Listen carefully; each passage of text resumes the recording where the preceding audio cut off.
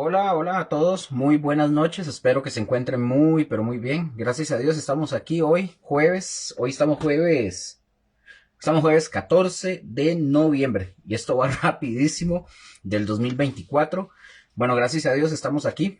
Vamos a continuar con el estudio bíblico de Mateo. Nada más por recordar, estamos en Mateo 26, iba a decir Mateo 24, no me hagan caso, Mateo 26. Y bueno, estábamos ahí como dije, en Mateo y estábamos aprendiendo bastantes cosas con respecto a Mateo. La semana pasada, nada más para dejarlo ahí como en recordatorio, o para que más bien recuerden, estuvimos hablando del tema de la Pascua. Yo tomé bastante tiempo en el estudio bíblico de la semana pasada para poder explicar qué era lo de la Pascua, qué tenían que ver los rituales, un sinfín de cosas. También vimos de dónde viene la palabra, es vacilón cuando que lo vimos, y es interesante que dice que Belén, hay una palabra que se traduce para decir donde nació Jesús, que Belén significa, obviamente en el idioma de ellos, que es Betlehem, que significa la casa del pan, que por eso cuando Jesús también menciona y dice que Él es el pan de vida, él nació en la casa del pan en Belén. Vimos eso, vimos también en qué mes se celebra lo que es la Pascua, el día que la Pascua se celebra, el 14 del mes de Nisan, que es el primer mes de ellos que está para nosotros. Yo les había enseñado este papelito. Yo creo que en el Facebook se ve al revés, pero ahí lo van a poder tal vez entender. Yo les había dicho que aquí está el mes de ellos, del mes hebreo Nisan, que es el mes primero para ellos. Para nosotros es enero, pero para ellos en el calendario hebreo es Nisan, que está entre marzo y abril. Y ahí vimos que el 14 de abril ellos celebran la Pascua. Y el 15, o sea, ellos, recuerden que yo les había comentado que para ellos la celebración tanto de la Pascua como los panes sin levadura, para ellos es como una sola. El 14 de Nisan, ellos lo celebran la Pascua y seguidamente entran a la celebración de los panes sin levadura, que tiene una duración de 7 días. Vimos que representaba también el tema de los panes sin levadura, la Pascua, que es el pasar por alto. Vimos todo eso, que es increíble la Pascua, como el Señor, que Jesucristo es nuestra Pascua, ¿verdad? Que Él no solo pasó por alto, no solamente pasó por alto buenas noches a Rose, que se conectó en el Meet.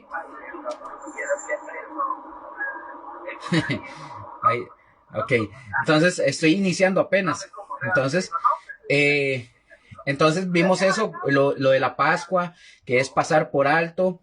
Vimos todo eso de la liberación del pueblo, porque tenían que ir ligeros. Cuando nosotros entendemos que Cristo es nuestra Pascua, y eso número uno, cuando el pueblo de Israel les dice el Señor que estén listos porque iban a salir al día siguiente, no, que tenían que estar listos, es que no llevaran ninguna carga. Nosotros, de igual manera, cuando nosotros entendemos que para nosotros esa Pascua que es Cristo, es que nosotros no tengamos ninguna carga del pecado en nuestras vidas que nos lleve a nosotros a seguir esa misma vida. Vimos el tema de los panes sin levadura. La levadura ya eso lo sabemos que es simbólicamente o representa también este.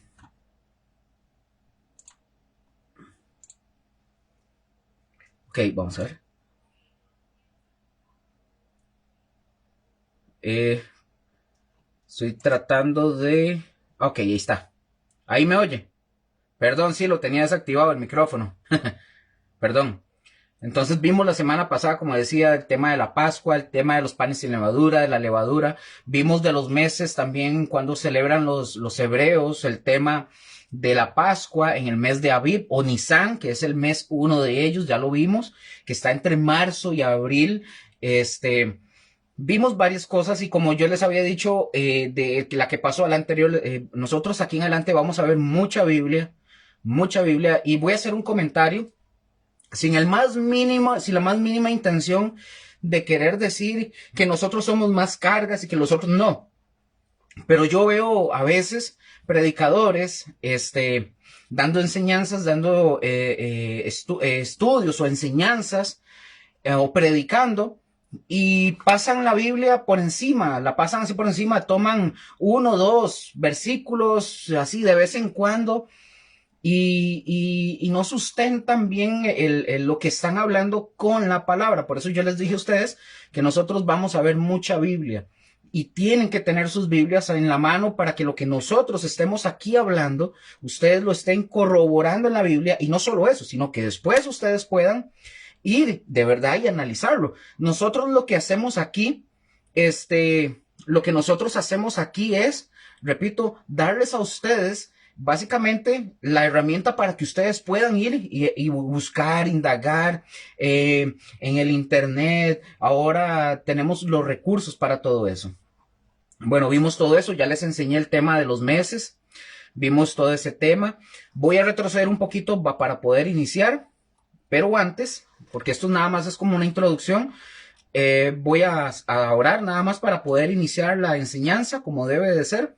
Y bueno, dándole gracias a Dios, ¿verdad? Porque Él es el que nos pone a nosotros a servirle a Él, y estamos hoy aquí. Mañana puede ser que no estemos. Mañana pueden haber otras personas tal vez mucho más capaces que nosotros, y nosotros vamos a estar en otras áreas sirviendo. Entonces, vamos a orar, porque recuerden que esto tiene que ver con el Señor, no con Gosén, no con Gosén, no con los pastores, no con nosotros, es con el Señor. Nosotros le servimos al Señor y somos instrumentos, somos barro en sus manos, somos vasos solamente. Bueno, Padre, gracias te damos, y te doy gracias por aquellas personas que están, Señor, tanto en el Facebook como ahorita en el Meet, Señor. Te doy gracias por la familia, te doy gracias, Señor, por lo que tú nos das, por lo que tú permites que se nos quite, Señor, también. Gracias te damos en esta noche por este estudio, y encomendamos en tus manos, Señor, y en tu sabiduría y en tu poder, lo que nosotros vayamos a hablar, a decir. Señor, que tu Santo Espíritu sea quien nos dirija y nos instruya a todos, porque todos somos enseñados por tu Santo Espíritu. En el nombre de Jesús te damos gracias por tu palabra. Te damos gracias por tu palabra, te damos gracias por tu Hijo Jesús, y te damos gracias, Padre, por tu Santo Espíritu. En el nombre de Cristo Jesús. Amén y amén. Entonces, bueno, chiquillos, como les dije, solo voy a retroceder un poquito lo que habíamos hablado, como para poder tener en el entendimiento ciertas cosas.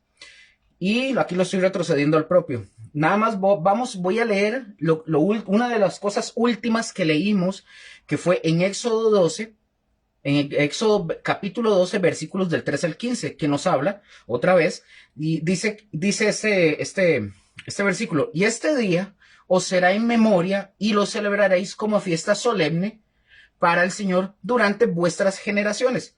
Por estatuto perpetuo lo celebraréis. Ahora, voy a acomodar aquí un poquito. Ahora, yo hablé esto que voy a comentar, ya lo vimos la semana pasada, pero lo hago nada más para recordar y ya poder iniciar con lo de hoy. El propósito, recordemos que de cada acto litúrgico o ritual de la ley era para preservar la valiosa información que concierne a la vida eterna. Recordemos que la primera Pascua se observó. ¿Por quién fue que se observó? Por el pueblo. El pueblo se observó se observó por un pueblo que ya estaba listo para viajar, estaba listo. Un recuerdo, básicamente esto a nosotros nos da un recuerdo de que somos simple y sencillamente peregrinos, y que nosotros también hoy como cristianos, que el mensaje también es para nosotros, tenemos que viajar con cargas ligeras, es decir, sin pecado, sin el estrés, sin ira, sin contienda, sin todo eso. La Pascua se llamó, recordemos, se llamó así, como lo habíamos mencionado, porque en el hebreo Pascua quiere decir pasar por encima de la casa, en aquel momento, ¿verdad?, de los israelitas, donde estaba la casa aplicada a la sangre del cordero. Y la expresión Pascua no quiere, ojo con esto, la expresión Pascua no solamente no simplemente significa pasar por alto. Dice, yo lo dije la semana pasada, un comentarista lo explica de esta manera: dice él, ya sea etimología correcta o un juego de palabras para Israel, Pesach o Pascua quería decir pasar por encima o un salto sobre, y se aplicaba al acto histórico de Dios en esa ocasión al perdonar a Israel, dice este comentarista. Ahora, recordemos otra cosa. En esa primera noche de Pascua, el pueblo salió, pero así, con demasiada prisa. O sea, no hubo tiempo para que la masa del pan, recordemos, no hubo tiempo para que se leudara. De esta manera que al observar ellos la fiesta por 7 días, ellos recordarían la rapidez de su éxodo, pero como también la levadura nos habla a nosotros del pecado, recordarían que los que han sido redimidos por sangre, dejarían atrás el pecado y el mundo, o sea, haciendo referencia a Egipto, ¿verdad? Cualquiera que comiera, ojo con esto, cualquiera que comiera pan con levadura, pan leudado, sería cortado, es decir, excluido del pueblo y de sus privilegios. Y en algunos contextos, ojo con esto, la expresión cortado quiere decir condenado a muerte. Esto nada más recordando de lo que vimos la semana pasada. Solo por memoria, estamos en Mateo 26, ahorita tocamos el versículo por donde vamos para poder explicar, estamos en la última cena, de verdad, el Señor Jesús. Entonces aquí es donde estamos, se habló la semana pasada, pero estamos hablando para poder comprender qué es la Pascua y todo este tipo de cosas, que es algo hermoso. Ahora, recordemos que había un proceso para el ritual pascual. Primero, ¿qué se hacía? Se elegía un cordero perfecto, sin mancha, sin defecto físico, sin ninguna deformación, deformación alguna, o que se disminuyera el valor del animal. Cuando llegaba el tiempo señalado, se le ataba al animalito y se le degollaba dejando correr toda su sangre, y esa obviamente la sangre la guardaban. La sangre de la víctima se aplicaba, del animal se aplicaba en todo el marco de la puerta de entrada de las casas, y al atardecer se llevaba a cabo una sencilla reunión familiar durante la cual se comía todo el cordero acompañado de los panes sin levadura y con hierbas amargas. Nadie, ojo, nadie debía de salir de la casa hasta la mañana siguiente. Lucas, ¿dónde vemos eso? Éxodo 12. Lean todo Éxodo, pero vean el de Éxodo capítulo 12, ahí lo pueden ver. 4 días antes, mis hermanos, de la Pascua, el 10, recordemos, el 10 del primer mes. ¿Cuál es el primer mes del año? Ya lo vimos, que es el Abib o Nisan. Los israelitas santificaban, es decir, elegían y apartaban un cordero. Ahora, ya nosotros como cristianos, ya nosotros llegamos a entender cómo es que es este cumplimiento profético de esta solemnidad. Cuando se dice solemnidad significa celebración. De esta celebración ya la efectuó. ¿Quién efectuó esta solemnidad o esta celebración para nosotros? La efectuó nuestro Señor Jesucristo. Ahora, hablando de la elección del cordero, nosotros vemos que la palabra hebrea, que es Kodesh o Kodesh del Strong 6944, esta se traduce como cosa santa. Yo no sé si ustedes han oído hablar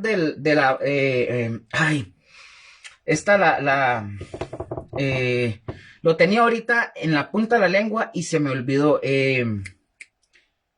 La comida, ahorita me acuerdo y se los voy a decir, porque se me fue.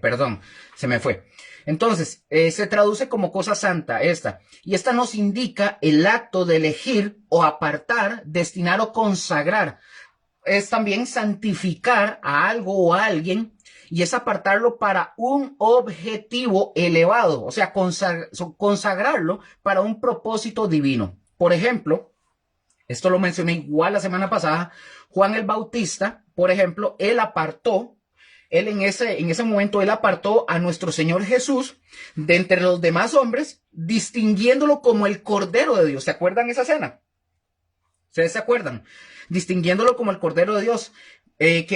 Básicamente lo que hizo el Padre Celestial fue que lo examinó de manera audible, lo aprobó y le puso señal visible con su Espíritu Santo en forma de paloma en Juan 1:29. Entonces dice este versículo: el siguiente día vio Juan a Jesús que venía a él y dijo: he aquí el Cordero de Dios que quita el pecado del mundo.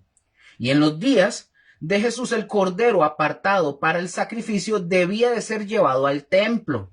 El que ya estaba debe ser llevado al templo a fin de que un sacerdote lo inspeccionara y lo aprobara. En aquel entonces, Caifás, que era el sumo sacerdote de aquel entonces, sin darse cuenta, recordemos esta escena, sin darse cuenta, él dio cumplimiento al significado de esta parte ritual. Juan 11, 49 al 53 dice: entonces Caifás, uno de ellos, sumo sacerdote aquel año, les dijo: vosotros no sabéis nada, ni pensáis que nos conviene que un hombre muera por el pueblo y no que toda la nación perezca. Esto no lo dijo por sí mismo, sino que como era el sumo sacerdote aquel año, profetizó que Jesús había de morir por la nación. Y no solamente por la nación, sino también para congregar en uno a los hijos de Dios que estaban dispersos. Así que desde aquel día acordaron matarle. Entonces, mis hermanos, la Pascua solo podía celebrarse en Jerusalén.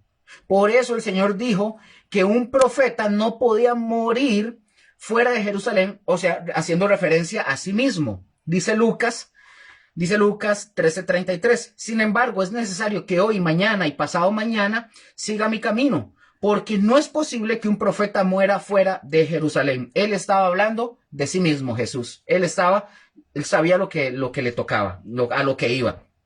Entonces, mis hermanos, el cordero elegido debía ser perfecto, sin mancha, sin ninguna malformación, no podía tener ningún tipo de atrofia y no pasar, ojo con esto, y no podía pasar de un año de edad, hablando del animalito, ¿verdad? No podía pasar. Dice Éxodo 12:5, el animal será sin defecto, macho de un año, lo tomaréis de las ovejas o de las cabras. Ok.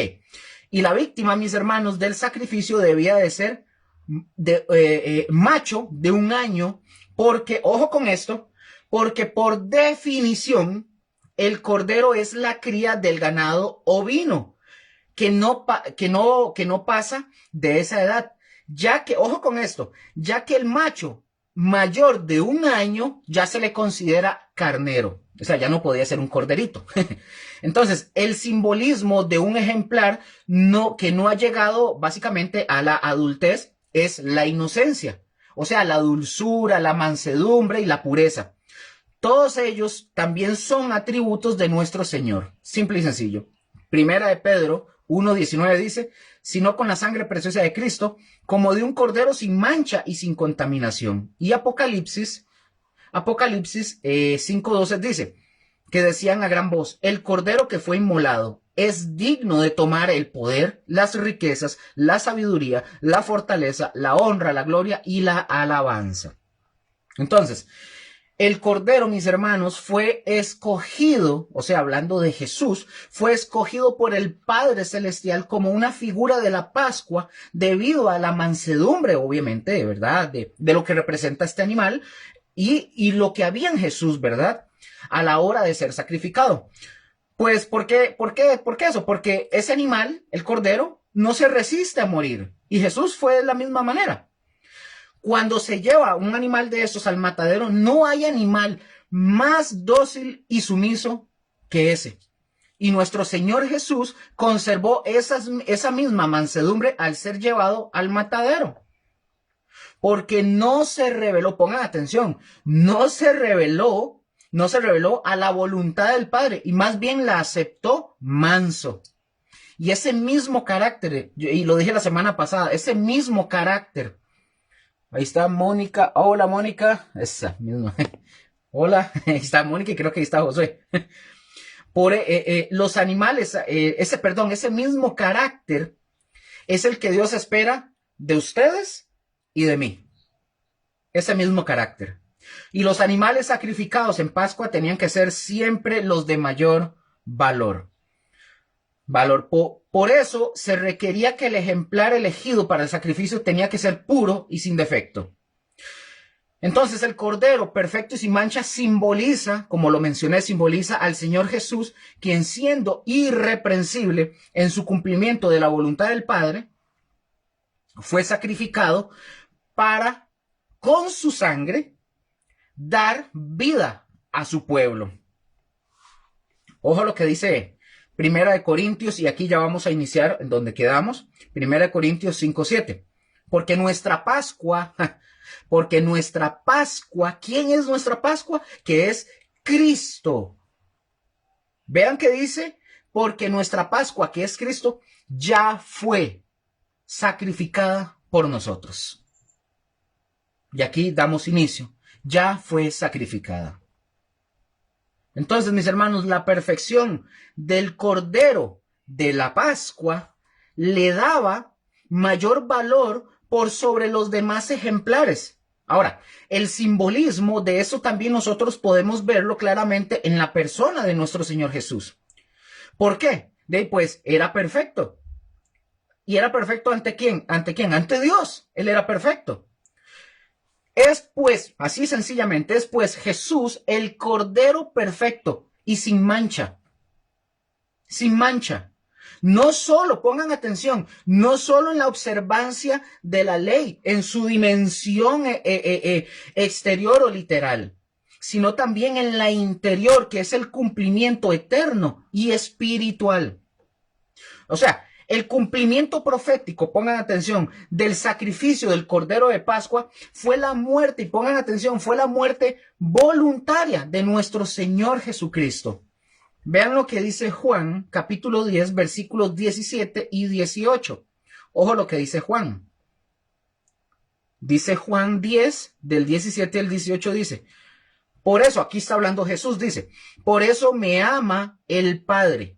Porque, dice Jesús, yo pongo mi vida para volverla a tomar. Nadie me la quita. Aquí dice Jesús, a mí nadie me quita la vida, nadie me mata, nadie me la quita. Sino que yo de mí mismo la pongo. Y dice, tengo poder para ponerla y tengo poder para volverla a tomar. Este mandamiento recibí de mi Padre. Y aquí está Jesús hablando. No es otra persona. Y en cuanto al mandato, mis hermanos, de inmolar al cordero, ¿se acuerdan? Ok, aquí ya vamos a entrar en unos temas que son un poquito más complejos. Si ustedes se acuerdan, cuando empezamos Mateo 26, yo les dije que aquí vamos a entrar en temas más complejos por temas de horas, de fechas y un sinfín de cosas, va a ser más complejo. Entonces, sí les pido que pongan bastante atención para que no nos perdamos y no tener que estar retrocediendo, porque si no, nos vamos a perder. Así de sencillo. Y necesito que esto quede bien comprendido. Repito, en cuanto al mandato de inmolar al cordero entre las 2 tardes, el día hebreo, pongan atención, el día hebreo estaba dividido en 2 partes. La parte nocturna, con la que iniciaba el día propiamente dicho, y la parte diurna, con la que concluía el lapso de tiempo. Ahora, cada parte estaba dividida en 12 horas aproximadamente. En lo que respecta, por ejemplo, en lo que respecta a la parte diurna, se dividía en 2 partes también. El amanecer significaba la primera hora. Ustedes se acuerdan que la palabra enseña y dice que a la primera hora, que a la sexta hora, que a la novena hora y todo eso. Bueno, ahí vamos a ir viendo eso. Que el amanecer significaba la primera hora. La mitad correspondía a la hora sexta, que serían alrededor de las 12 del día. Entre la hora sexta y la duodécima, ojo con esto, la duodécima, encontramos la mitad de las 2 tardes, a la que se refiere el texto, que corresponde a las 3 de la tarde, más o menos. Vean esta hojita, para que se hagan una idea. No sé si Rose lo puede ver. Voy a subirlo.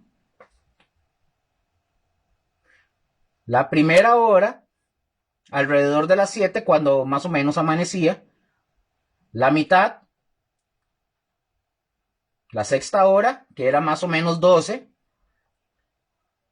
La novena hora, 3 de la tarde aproximadamente. Y la 12ª hora es alrededor de las 6 de la tarde. Ok, ahí sí lo ve, eso. Entonces, ¿lo vio bien ahí, Rose, usted? Más o menos, a ver, así. Es que está Perdón, sí, no, ahora se lo enseño cuando venga aquí a la casa, mejor porque ahí usted lo ve borroso. Es que en el Meet tengo el fondo como borroso. Entonces, para que lo tengan ahí en mente, principalmente los que están en el Facebook, ¿verdad? Entonces, quiero que aquí veamos y voy a tratar de ir un poco pausado para poder comprender esto, porque también esto tiene que ver mucho, incluso cuando veamos la crucifixión, y para poder entender varias cosas que vienen a raíz de todo este estudio bíblico. Por eso le digo, esta parte es un poco más compleja. Esto que vamos a ver aquí adelante es más compleja. Entonces trataré, ¿verdad? Dentro de lo que yo pueda hacer, tratar de poder mostrarlo lo más claro posible. De no ser, no enredarlo tanto. Entonces, ok. Justo el día y la hora en la que se debía de ofrecer el cordero. Pongan atención porque esto es algo increíblemente poderoso. Justo a la hora, pongan atención, y a la hora que se debía de ofrecer el cordero, el Señor Jesús estaba muriendo en la cruz. ¿Cuándo, Luker? El 14 del mes entre las 2 tardes. ¿Se acuerdan que les dije que por eso teníamos que ver todo anteriormente? Si no han visto las enseñanzas anteriores, va a costar que entiendan esto. Pero recuérdense que la Pascua, el Cordero, se comía el 14 del mes. Y el 15 de Nisan se celebraba los panes sin levadura. Eran seguidas las celebraciones. Pero ojo este dato. El día y la hora en que se estaba ofreciendo el cordero, o sea, el cordero pascual, el Señor Jesús estaba muriendo en la cruz. El 14 del mes entre las 2 tardes. O sea, si ustedes vienen, si no me están comprendiendo, el punto es este. Todo estaba tan planeado, tan estratégicamente por Dios, que Jesús básicamente estaba muriendo el día de la que se celebra la Pascua. No es que murió un día X, no, murió cuando se estaba celebrando la Pascua. Él mismo estaba haciendo el cordero de la Pascua. No sé si me doy a entender, ahí que Mónica me escriba para ver. Sí, que Mónica ahí me escriba, Rose, ahí me puede comentar, igual solo abre el micrófono, si fuera el caso. O sea, por la forma, pongan atención, por la forma en que se medía, recuerden esto. Ok, todo está así. Por la forma, mis hermanos, en la que se medía el tiempo, misma que nosotros acabamos o tratamos de explicar, sabemos que entre las 2 tardes significa la hora novena del día. Es decir, más o menos a las 3 de la tarde. Vean lo que dice Mateo. Mateo 27, versículo 46. Pongan atención. Cerca de la hora novena, vean lo que está diciendo, cerca de la hora novena, entre las 2 tardes, Jesús clamó a gran voz diciendo, Elí, Elí, lama sabactani. Esto es, Dios mío, ¿por qué me has desamparado? El cordero, o sea, Jesús ahí estaba haciendo el cordero pascual entre la hora novena, más o menos a las 3 de la tarde. Eso es un dato que incluso ya muchos lo han dicho. No dicen que exactamente a las 3, pero más o menos por ahí ronda. Vean, otro dato, no sé si darlo ahorita porque todavía no estamos en el punto de la crucifixión. Aquí nada más estoy dando datos para poder entender el tema de los horarios, ese tipo de cosas. Porque todavía estamos en Mateo 26 viendo el tema de la Pascua, de la última cena. Cuando él está diciendo, lo voy a dejar así en el aire, ahí en el aire lo van a tener, cuando Jesús está diciendo, Señor, ¿por qué me has abandonado? Se dice que él estaba siendo crucificado, por decirlo aquí, y atrás de él, atrás estaba el templo. Entonces, cuando él dice, ¿por qué me has abandonado? Está haciendo también como una referencia al templo, como diciendo, dándole la espalda, o sea, eso como diciendo, el templo como representando al Padre, y él aquí, y él no puede verlo, o sea, como que dándole la espalda, Dios dándole la espalda a él, y no lo quiere ver, estaba de espaldas. O sea, lo voy a dejar ahí, nada más, eso nada más lo vamos a ver después.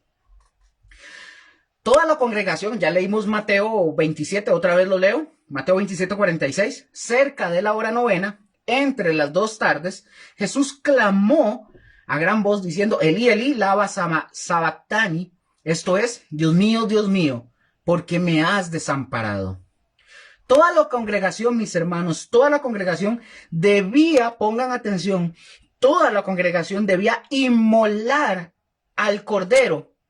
Ahora, el significado de esto es que en un sentido espiritual, todos participábamos o todos participamos en su muerte. Fue pues por la causa nuestra que Él, en este caso Jesús, tuvo que derramar su sangre. Vean lo que dice Isaías. Vean lo que dice Isaías 53, 5 al 6, dice, mas Él, esto ustedes se lo saben, mas Él herido fue por nuestras rebeliones, molido por nuestros pecados, el castigo de nuestra paz fue sobre Él, y por su llaga fuimos nosotros curados. Todos nosotros nos descarriamos como ovejas, cada cual se apartó por su camino, mas el Señor cargó en Él el pecado ¿de cuántos? ¿De unos cuantos? No, de todos nosotros. Ahora, por las diferencias, y aquí también ya entramos, como dije, en un tema complicado. Por las diferencias entre los calendarios judíos y el calendario, por ejemplo, vean, hay judíos que tienen calendarios, hay algunos que se rigen por un calendario de un judío tal, el otro se rige por el calendario del otro judío tal, y otro. Yo no vengo a hablarles de calendarios ni nada de eso, pero quiero que entiendan esto. Por las diferencias que existen entre los calendarios judíos y el nuestro, que es el gregoriano, es muy, pero muy complicado decir con exactitud qué día fue que murió Jesús. Sabemos que fue en la celebración de la Pascua, pero no sabemos qué día. O sea, no sabemos qué día y etcétera. No sabemos. ¿En qué día? Por ejemplo, ahora sí, en casa, y Rose, que va ahí que viene, mejor dicho, que viene en el bus y que está aquí en el Meet, solo pongan mucha atención. Solo esto que les voy a decir es para que ustedes tengan una idea de este año. Por ejemplo, este año, 2024, voy a ir lento para que me puedan entender. Este año 2024, el 22 de abril cayó lunes. Fue lunes, este año. Y si usted compara este 22 de abril y usted lo compara con el calendario judío, la fecha fue 14 de Nisan del 5784. Esto ya voy a ir diciéndoles por qué. Recuerden este dato. Ojo con esto, repito. El 22 de abril, ojo, de este año 2024, pongan atención, el 22 de abril de este año, comparándolo con el calendario judío, a la fecha de ellos, fue, el 22 de abril nuestro, fue el 14 de Nisan del 5784. Ahora, para que nosotros podamos comparar esta fecha, veamos, por ejemplo, el día que cayó. Ahora nos vamos al 2023. Vamos al 2023. Para el 14, pongan atención, para el 14 de Nisan del 5783, o sea, del 2023, para nosotros, fue miércoles 5 de abril. Es decir, este mismo 14 de Nisan, pero del 2023, cayó miércoles 5 de abril. Pero este año fue 22. Fue 22.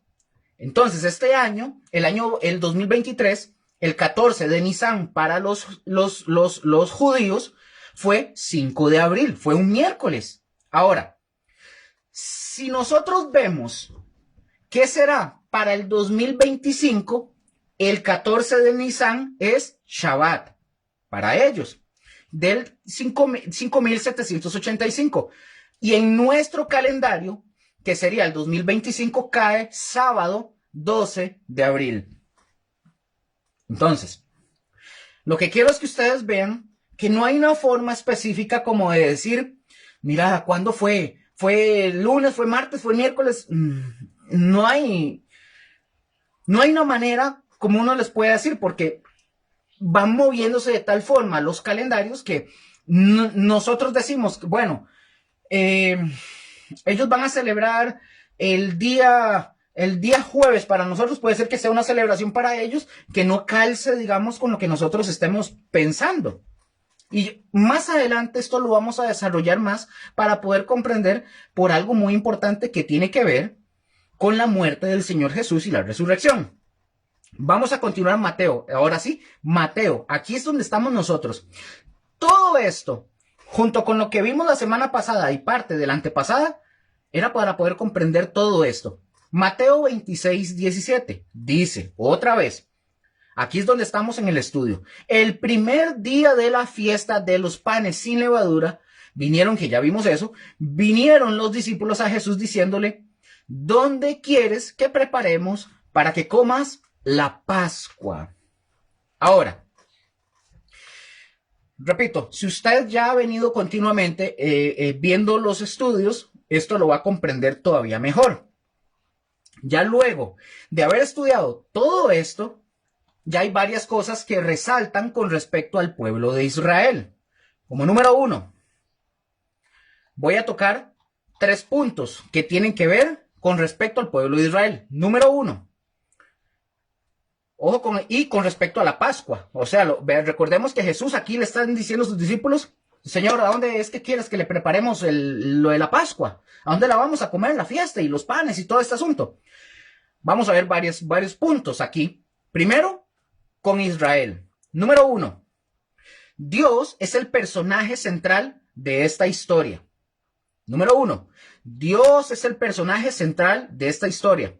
Cuando nosotros hacemos observación de los textos bíblicos, o mejor dicho, de todo el texto bíblico, Dios, por ejemplo, Dios Padre, Hijo y Espíritu Santo, es siempre la palabra más importante. Y nuestra primera tarea al estudiar la Biblia debe ser descubrir la voz de Dios y su obra en la historia. No sé si me doy a entender. Número 2, pero voy a repetir este punto. Número 1, Dios es el personaje central de la historia. Y nosotros cuando estemos observando todo el texto bíblico y viendo a Dios como tal, o sea, la Trinidad como tal, siempre esta palabra es la más importante. Y esa es nuestra primera tarea al estudiar la Biblia, de descubrir esa voz de Dios y de su obra en la historia. Número 2, en el Antiguo Testamento, la Pascua, pongan atención, la Pascua es en esencia una celebración que mira hacia el pasado. Repito, en el Antiguo Testamento la Pascua es en esencia una celebración que mira ¿hacia dónde? Hacia el pasado. Hacia el pasado. La Pascua marca, ojo con esto, la Pascua marca el día de independencia. Aquí estoy hablando sobre Israel, ¿verdad? La Pascua marca el día de independencia de Israel y el nacimiento de la nación como tal. Posterior al evento histórico de la primera Pascua, el propósito de la celebración era que el pueblo recordara una vez al año, con sus 5 sentidos, los detalles específicos de la obra maravillosa de redención que Dios había realizado a favor de ellos en Egipto. ¿Vamos bien hasta el momento? ¿Van comprendiendo lo que estamos estudiando? Ok. Bueno, ahí Rose cualquier cosa me dice. Entonces, en la Pascua, ¿qué hizo Dios? Dios derramó sangre, ojo, Dios derramó sangre, la sangre de los primogénitos de Egipto. Pero al mismo tiempo, pongan atención, al mismo tiempo pasó por alto, o sea, el Pesaj o la Pascua pasó por alto los hogares de aquellos israelitas quienes con fe, ojo, con fe y obedientes, cubrieron los dinteles de sus casas con la sangre del cordero sin defecto que habían inmolado con sus propias manos. Con sus propias manos. Ahora, número 3. Estamos hablando del tema con Israel. Número 3. Celebrar la Pascua motivaba al pueblo a recordar constantemente para vivir fielmente. Repito esto. Para ver. Ajá.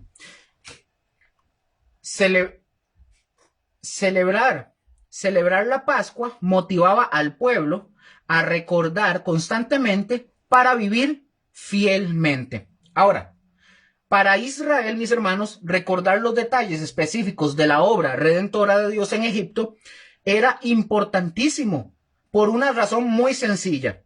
En la Biblia, ojo con esto, en la Biblia el olvido del pueblo de Dios está intrínsecamente ligado a la apostasía.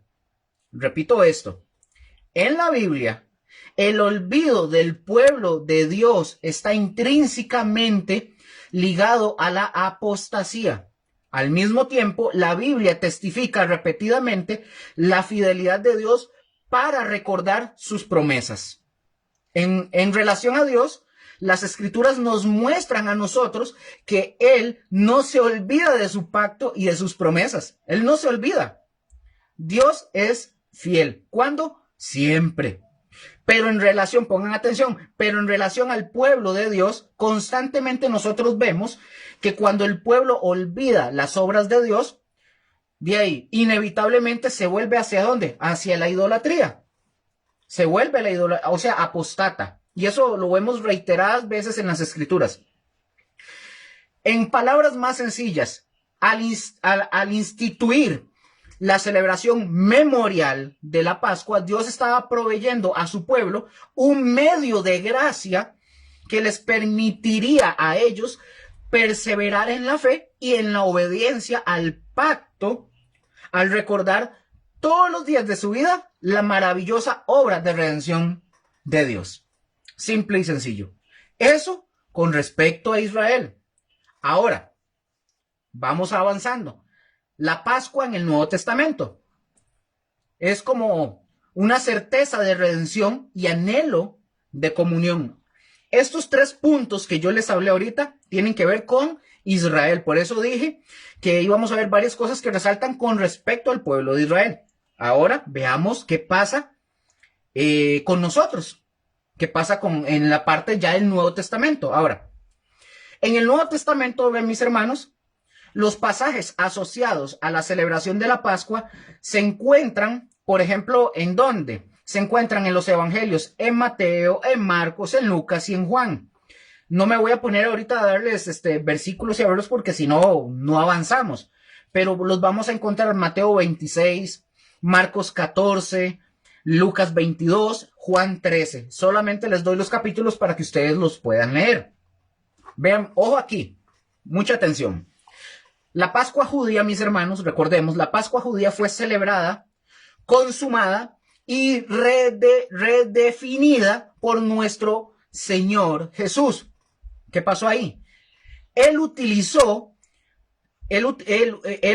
esta hasta la más importante de las fiestas judías como el punto de partida para la institución de Keluker, de la Cena del Señor y la inauguración del nuevo pacto. Repito esto, ahora estoy hablando del Nuevo Testamento. Ya vimos la parte del Antiguo Testamento con los israelitas. Ahora, repito esto. Jesús utilizó hasta la más importante de las fiestas judías como el punto de partida para la institución de la Cena del Señor y la inauguración del nuevo pacto. Ya vamos a analizar algunos textos ahorita. Ahora quiero que veamos, por favor, algunos de los aspectos esenciales de la Pascua y de su significado, pero ahora en el nuevo pacto. Quiero que lo veamos. Vamos a revisar eso. Vamos a verlo. Número uno. Vamos a verlo. Número 1. Ya vimos 3 que tienen que ver con el pueblo de Israel. Pero vamos a ver ahora qué pasa con el nuevo pacto. ¿Qué tiene que ver? Ahora, número 1. Un profundo anhelo de entrar en comunión. Y antes de continuar, quiero repetir esto. Recuerden lo que acabo de mencionar. Que Jesús utilizó hasta la más importante de las fiestas judías como el punto de partida para, pongan atención, para la institución de la Cena del Señor y la inauguración del nuevo pacto. Y el punto número 1 que acabo de decir es un profundo anhelo de entrar ¿en qué? En comunión. Ahora, vean mis hermanos, esto es vital para poder comprender la cena. Esto es totalmente vital para poder entender la cena. Para Dios es un momento anhelado de comunión con su pueblo. ¿Cuál pueblo? El pueblo elegido. Un momento de gozo expectante sostenido en la certeza de la redención futura. Ahora, el anhelo de Jesús, de nuestro Salvador, no ignora, pongan atención, no ignora el padecimiento de la cruz, sino que más bien lo reconoce como el perfecto cumplimiento de la promesa que Dios hizo de otorgar ¿a quién? A su pueblo, su presencia para siempre. Ojo con esto. Cuando nuestra redención, por ejemplo, sea consumada, consumada, el reino de Dios, ¿qué será el reino de Dios en este caso? Será final y completamente establecido.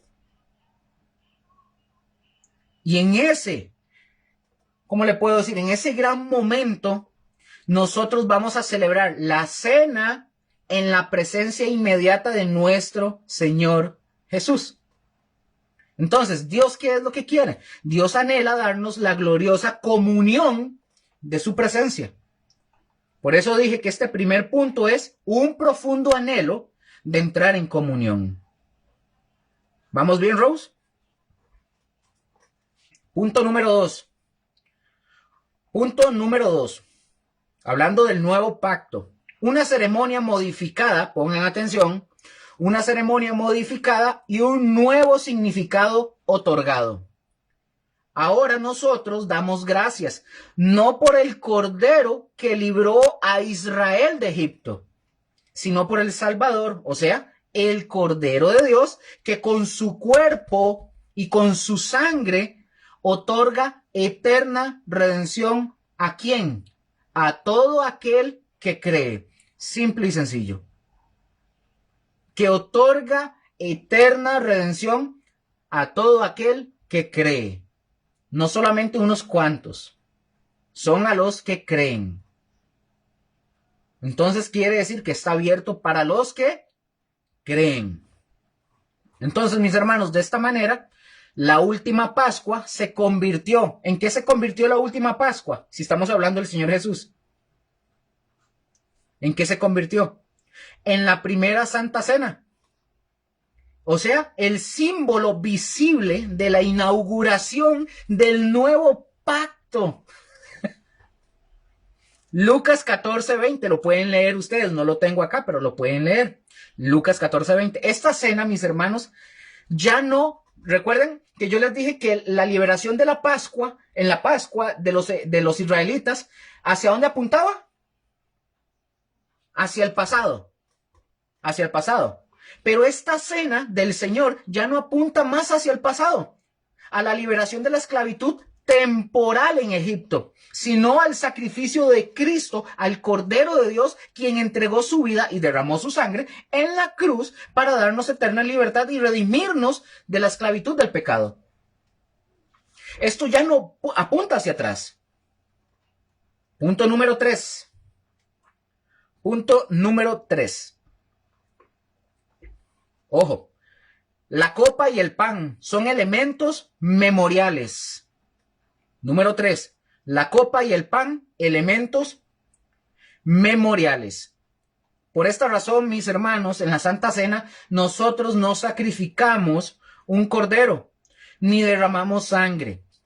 Nuestro cordero, ¿quién es nuestro cordero? ¿Quién es?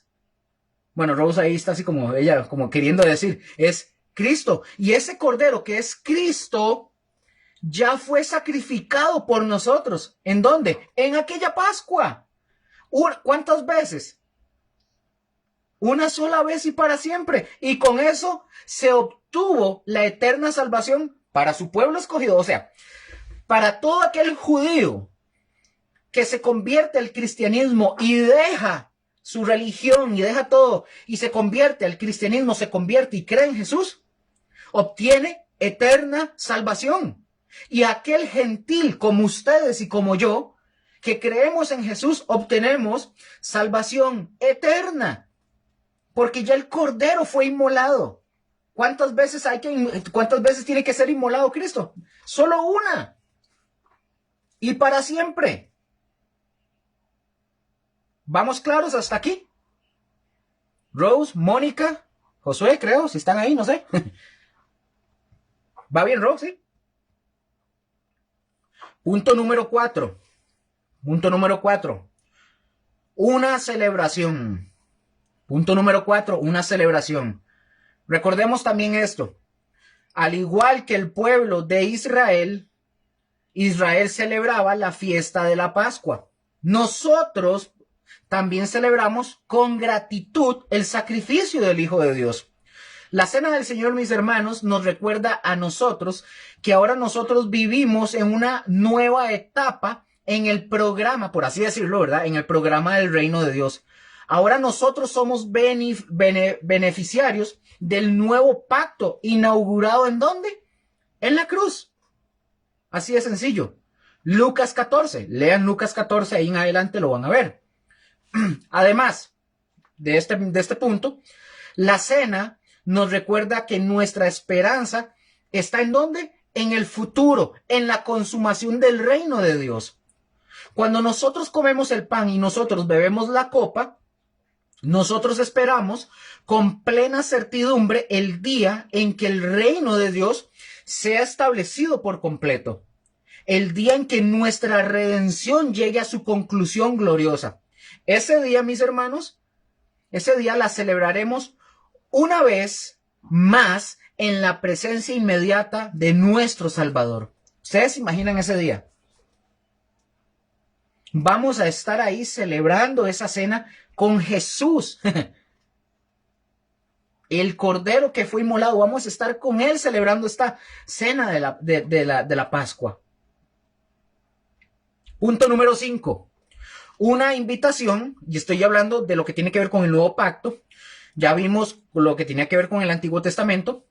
Una invitación a recordar activamente.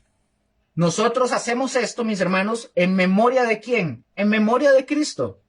El cristiano no celebra, pongan atención, el cristiano no celebra con recuerdos pasivos, sino con actos significativos. Recordamos al Señor, recordamos su amor, su misericordia y su gracia. Recordamos su obra sacrificial por cada uno de nosotros. Actos que en el presente nos trasladan al pasado y al futuro al mismo tiempo.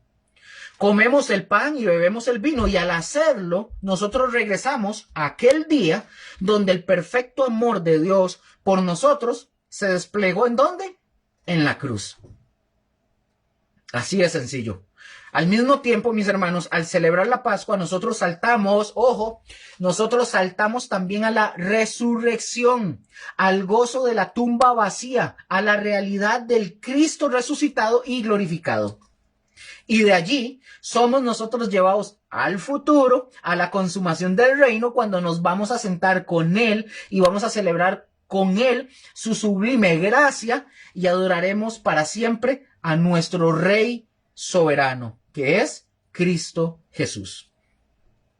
Así de sencillo.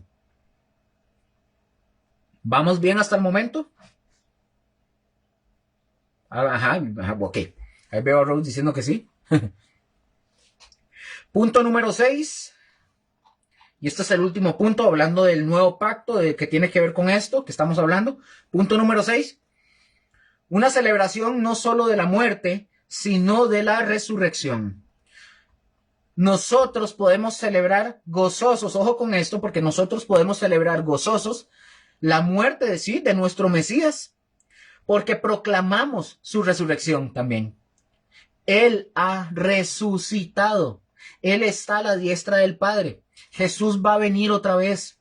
Él nos va a llevar con Él para gozar junto con Él para siempre. La cruz consuma la expiación, pero no es el fin de la salvación. El fin de la salvación está en la resurrección corporal de Cristo y de cada uno de sus hijos. Así de sencillo. Estos son los 6 puntos. Vamos a Mateo nuevamente, ¿dónde estamos? Mateo 26, versículos 17 al 19, que es donde estamos en el estudio. Dice lo siguiente. Mateo 26, 17 al 19 dice: el primer día de la fiesta de los panes sin levadura, vinieron los discípulos a Jesús diciéndole: ¿dónde quieres que preparemos para que comas la Pascua? Y Jesús les dice: id a la ciudad a cierto hombre y decidle: el maestro dice, mi tiempo está cerca, en tu casa celebraré la Pascua con mis discípulos. Y los discípulos hicieron como Jesús les mandó y prepararon la Pascua. Cuando llegó la noche, se sentó a la mesa con los 12. Me detengo ahí. En el verso 18, nosotros observamos que Jesús envió a los discípulos a que buscaran a cierto personaje o a cierto hombre que no se da el nombre de esta persona, que los llevaría a la casa que estaba designada para que ellos la celebraran. Quizás, ojo con esto, quizás la incertidumbre de las instrucciones tenía el propósito, ojo con esto, tal vez la incertidumbre de las instrucciones tenía el propósito de frustrar a los que estaban conspirando en contra de Jesús. Probablemente, no sabemos. En todo caso, observamos el pleno conocimiento que Jesús tenía de las personas, de dónde estaban y de su buena disposición para cooperar también. Vean lo que dice. El maestro dice: mi tiempo está cerca. En tu casa voy a celebrar la Pascua con mis discípulos. Eso es lo que el Señor está diciendo. Jesús hacía frente, ya en este caso, ya Jesús estaba haciéndole frente a su inminente muerte con toda serenidad, básicamente. Ojo y con esto, con perfecta gracia, ¿qué hizo Jesús? Dispuso de aquella comida, así de sencillo. Ahora, vean qué privilegio para este hombre sin nombre, ¿verdad? De prestar su casa para esta última Pascua. Él no lo sabía. Pero vean qué privilegio.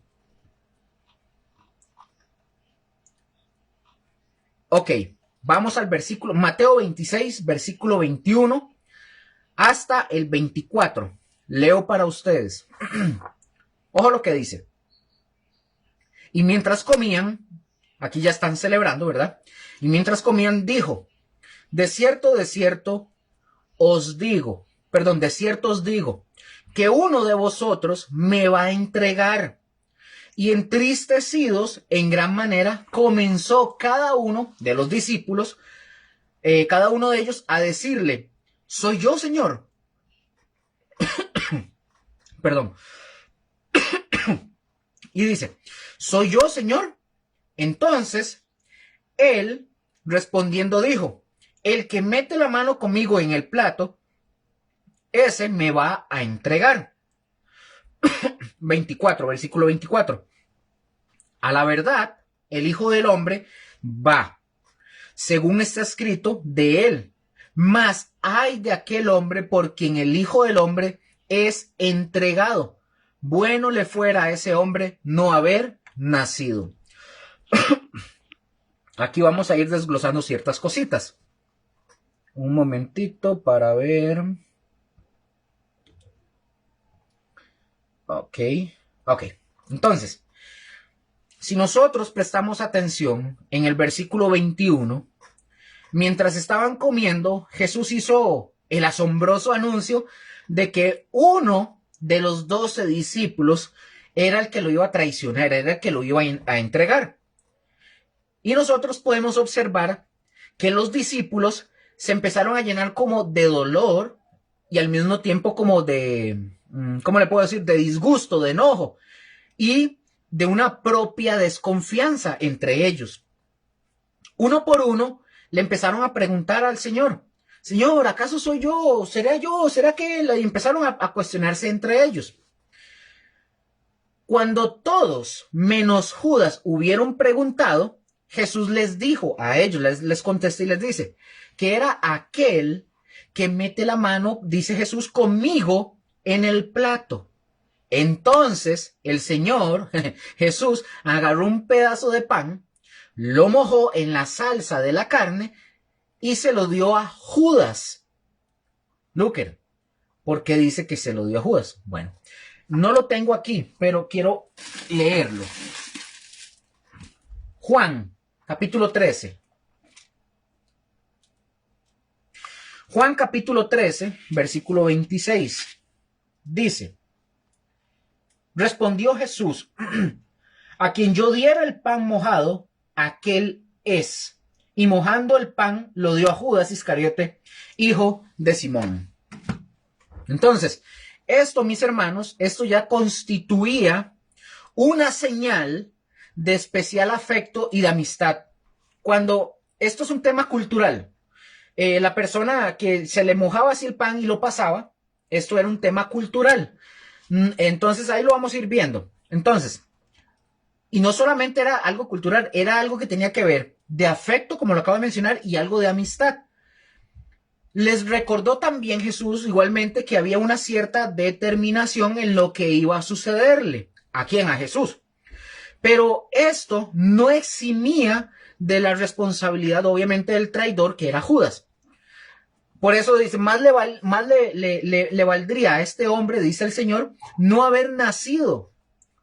Pero oigan, Judas decidió deliberadamente vender a Jesús. Deliberadamente, nadie le puso una pistola en la cabeza. Por eso era personalmente responsable. ¿Quién? Judas. Judas. Vean lo que dice Mateo 26, versículo 25. Dice, entonces, respondiendo Judas, Mateo 26, versículo 25. Entonces, respondiendo Judas, el que le entregaba, dijo, ¿soy yo, maestro? Y Jesús le dijo, tú lo has dicho. Ojo con esto. Cuando Judas preguntó por fin si era él el que iba a hacerlo, Jesús básicamente le respondió llanamente con un sí. Así de simple. Entonces, vamos a ver también otras cosas interesantes, porque recuerden que estamos en la última cena con el Señor. Entonces, alrededor, para que podamos entender este tema, también con la cultura de ellos, alrededor de la mesa, era una mesa bajita, de una mesa oriental, le llamaban una mesa baja oriental, ovalada o rectangular podía ser. Dos partes estaban cubiertas por el mantel, sea de pie o bien suspendida, con los divanes. Los divanes son como esos asienticos, ¿verdad? O almohadas, ordenados en forma de una herradura, como una U, por así decirlo, dejando libre un extremo de la mesa. Vean este punto. Quiero ver si lo ven aquí, para que lo puedan ver. No sé si lo pueden ver ahí en pantalla. Esta era la mesa, el que les vengo mencionando. Entonces, recuerden que podía ser ovalada o bien rectangular. En este caso, la podemos ver que es rectangular. Entonces estaba cubierta por un mantel de pie. Estaba suspendida, no era una mesa alta. Ellos se sentaban casi que al ras de piso. Estos son los divanes o almohadas. Y ven que se hace como una herradura o una U. Siempre dejando libre un extremo de la mesa.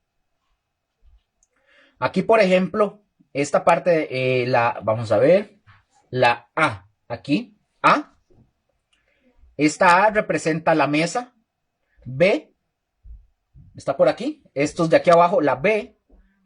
Respectivamente son los extremos de los renglones, por así decirlo, de los divanes individuales, donde los invitados se reclinaban sobre el lado izquierdo con la cabeza.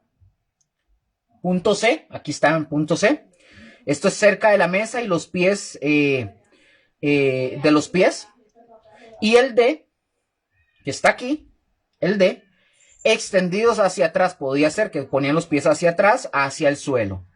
No sé si ahí Mónica o Josué lo pueden ver bien. Si se puede ver bien, ¿sí? Bueno, ahí me dirán cualquier cosita que lo vuelva a poner, cualquier cosa. Más o menos, ahí para que ustedes lo pudieran ver. Ahora, de acuerdo a la costumbre, ahorita lo acabamos de ver así, pero para que ustedes lo tengan ahí en memoria, de acuerdo con la costumbre general de los árabes, en ese caso, la posición más usual al comer era sentarse derecho en el suelo a la mesa baja, con las piernas ya sea dobladas bajo el cuerpo o hacia atrás, como si fueran a arrodillarse, si fuera así el caso. Entonces, nosotros tenemos que tener la seguridad de que esta era la posición de la gente en general en los días de la Biblia, en la mayoría de los casos. Les voy a poner un ejemplo. Yo no lo había entendido hasta que yo pude leer de este tipo de cosas, de este tipo de la cultura. Yo no sé si ustedes se acuerdan en la película de Mel Gibson. En la película de Mel Gibson hay una escena donde aparece María, la mamá de Jesús, ¿verdad? La actriz, y aparece Jesús, está construyendo una mesa como la que nosotros usamos en nuestras casas, que son de 70 centímetros, y usamos las sillas normales con respaldar, con 4 patas, etcétera. Entonces ella le dice que está haciendo, y entonces este Jesús de la película le dice: estoy haciendo esta mesa para una gente, si más no me equivoco, una gente rica, de plata. Entonces le dice María, se queda así y hace, ¿y las sillas? ¿Cómo se van a sentar? Entonces ella hace la dramatización como de sentarse como en el aire, porque dice, no, las sillas todavía no las he hecho, tengo que hacerlas. Cuando uno ve esa escena, si usted no comprende o no ha conocido el tema cultural de lo que estamos hablando, de cómo ellos se sentaban en esa época, que se sentaban casi al ras de piso, así, de hecho, todavía yo sigo a un chavalo que se llama Nico en YouTube, que él anda por estas partes. Ahorita él está en Turquía, entonces él fue invitado por un hombre en las montañas a comer, y así se sientan al ras de piso, y ellos no usan cucharas. Eso lo voy a mencionar más adelante, pero no usan cucharas. Con el mismo pan meten eso en la sopa y cogen el arroz y así comen. Así era. Entonces, cuando usted ve la película, por ejemplo, de La Pasión, y ve esa escena donde él está construyendo una mesa así alta como las que nosotros usamos y todo eso, María hace, uy, no, uy, no, qué extraño eso es extraño. Claro, porque ellos no comen en mesas como nosotros, ellos comen al ras de piso, por así decirlo. Entonces, comprender este tipo de cosas a nosotros nos deja más claro todo esto, ya sabemos. Y cuando ustedes vean esa escena, ya van a entenderlo, si ven la película de nuevo. Entonces, como dije, tenemos que tener seguridad que esta era la posición de la gente en general en los días de la Biblia, en la mayoría de los casos. En muchos casos, la costumbre árabe parecía indicar a los occidentales que ellos no necesitaban una mesa para servir su comida. Y en la actualidad, una estera o un petate, nosotros lo conocemos como un petate, se extendía sobre el suelo, les servía a ellos de mesa. Nosotros a veces vamos a la playa y llevamos un petate, ¿verdad? Ustedes me imagino que han tenido uno. Nosotros tenemos por ahí un petate, lo se extiende en el piso. Bueno, ellos básicamente hacían lo mismo, una estera o un petate, para que ustedes sepan qué es. Si los árabes fueran a usar, un ejemplo, por mesa algo que no fuera una estera o un petate, entonces ellos iban a utilizar un banquillo poligonal, más o menos de unas 14 pulgadas, que son unos 36 centímetros aproximadamente de altura. Vean que nunca es alta como las mesas de nosotros, en la cuales iban a estar los que participaban de la comida. Ahora, en general, los orientales, ¿verdad? Los de allá, los palestinos, cuando ellos comen, ellos no utilizan cuchillos, no utilizan tenedores, no utilizan cucharas, ni platos, ni servilletas. Cosa considerada como esencial para nosotros, ¿verdad? Que vivimos aquí. Nosotros sí, tenemos que usar que cuchara, que tenedor, que cubierto, que limpiarnos la boca con servilleta y ese tipo de cosas. Para nosotros no, para ellos no. Ellos dicen, ellos tienen este tipo de pensamiento, ellos dicen, ¿para qué necesita el hombre una cuchara cuando Dios le ha dado tantos dedos? Claro, yo pienso eso mismo, nada más que a mí me regañan aquí en la casa, que Rose me dice, Lu, utiliza una cuchara. Límpiese los dedos con la servilleta. No podemos limpiarnos así, como hace Yana a veces. Entonces, los panes, ojo con esto, los panes eran tan gruesos como una franela. Entonces, el mismo pan hace a la vez de cuchara, hasta cierto punto, porque el pan se va mojando y se va despedazando, hasta cierto punto. Un pedazo de este pan se doblaba en forma que permitía poner algo de alimento, obviamente, en el pan y así lo comían. Esa era la cuchara de ellos. De hecho, como les dije, este muchacho que yo sigo en YouTube, que anda ahorita por Turquía y no solo por Turquía, sino por otros lados, tienen estas costumbres, comen así directamente. Ustedes lo van a ver, lo buscan en internet y van a ver que ellos agarran el pan y agarran y así comen. No utilizan cucharas. Entonces usan el pan también para sacar el líquido de cualquier plato, como sopas, salsas o jugos. Todo pedazo de pan, ojo, todo pedazo de pan que así se usa, se come el alimento que así contiene ese pan. Y usualmente se sirve, ojo, y oiga, y hasta se le hace la boca agua de uno imaginar cómo comen eso. Usualmente se sirve la carne en un plato grande y sencillo, y se lo comen tomándolo con los dedos. El caldo se sirve en un plato separado. Y esto pongan atención porque aquí tiene algo importante que ver con la expresión de Jesús cuando le pasa el plato a Judas. Por eso tenemos que ver la parte cultural para poder comprender esto. Ojo, el caldo se sirve en un plato separado y se usa para humedecer el pan. Este método de comer es limpio, como se puede suponer, ¿verdad? Ahora, veamos el tema de mojar en el plato y dar la sopa. Vamos a ver esto.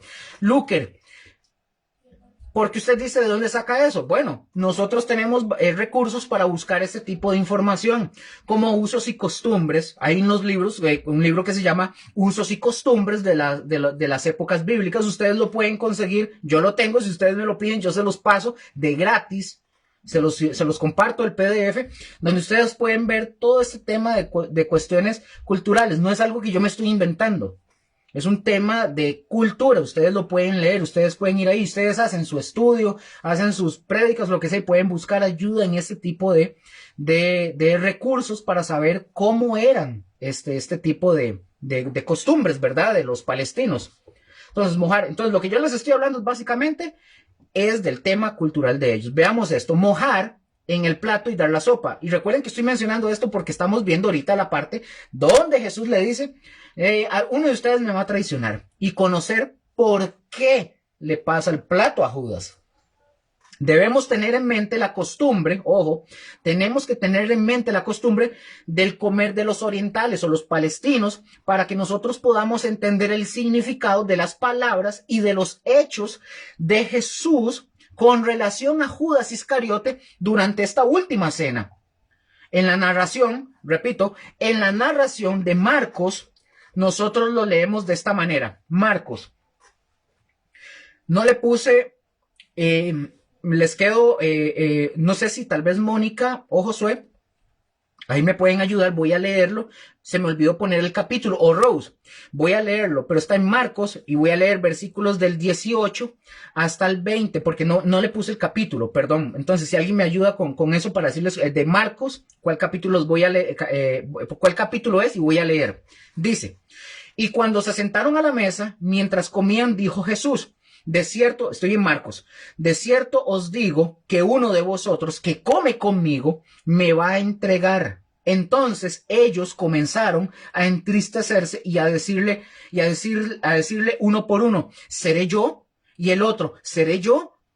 Jesús respondiendo les dijo, es uno de los 12, el que moja conmigo en el plato. Ahora, nosotros ya sabemos que es Judas porque ya la narración lo dice, pero aquí tenemos que entender algo del por qué los discípulos no comprendían quién era, porque hay un tema cultural. Nosotros sabemos que fue Judas porque ya lo dice la narración, pero ellos en la época, cuando Jesús está hablando estas palabras, ellos no comprendían quién era el traidor. Porque hay un tema cultural de traspasar el plato. Por eso necesitaba explicar. Creo que es Marcos 26. Marcos 26. Bueno, dice Rose que es Marcos 26, el que les acabo de mencionar. Voy a ponerlos de una vez 21. porque... Marcos 21. Espérese. Bueno, ok. Bueno, estamos esperando cualquier cosita. Entonces, no. ¿Cuál es? No, ese es el de... Marcos 21, 18, ¿no? Es para poder darles el dato y no dejarlos así,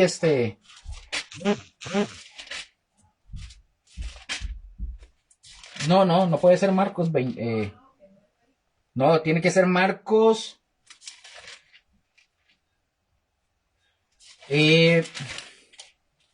¿No será 14?